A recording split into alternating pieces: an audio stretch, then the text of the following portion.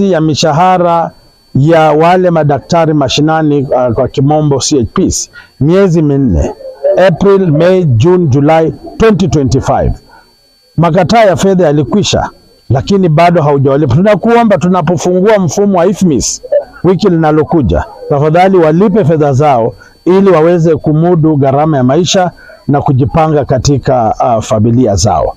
Marupurupu yanayosimamia hospitali na zahanati zetu, tunasema medical administrators katika hospitali zetu. Hiyo hoja niliibua katika bunge, tutakuwa tunamuita waziri tuweze kujadiliana na CRC wale wanaoamua fedha ama marupurupu na mishahara ya wafanyikazi, kwa sababu hawa na wale matabibu wengine wanafanya kazi sawa.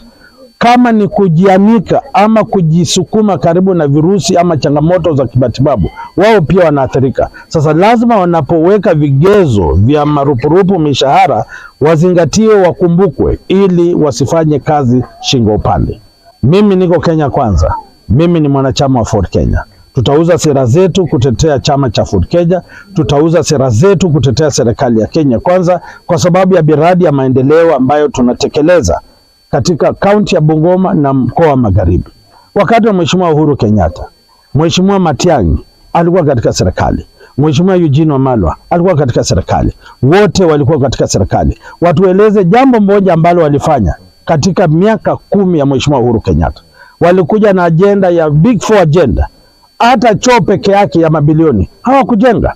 Lakini Mheshimiwa Ruto katika miaka yake mitatu, uwanja wa ndege, passport imekuja, uwanja wa michezo Masinde Buliro, hospitali ya rufaa kiwango cha 6 inajengwa, barabara nyingi za lami zinajengwa kwa miaka mitatu. Mimi nawaambia wajionee tu kwa macho. Kuna mgomo wa matabibu ama wa Kiingereza nurses ambao unaendelea katika nchi ya Kenya.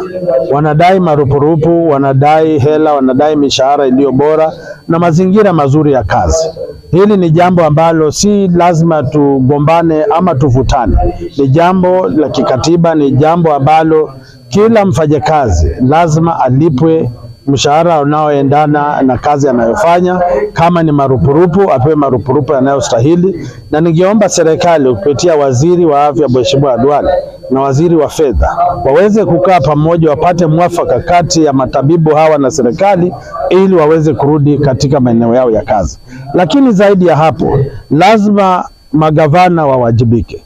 Kikatiba afya iligatuliwa, na lazima vile vile hawa madaktari nurses hawa wawe na vikao na magavana wao katika mashinani, waweze kutatua shida zao kabla hawajasongesha mgomo uwe wa kitaifa. Sasa magavana, kama gavana wangu wa kaunti ya Bungoma, na kuomba kando na kumwombea Mheshimiwa Rais apite kura kwa mara ya pili,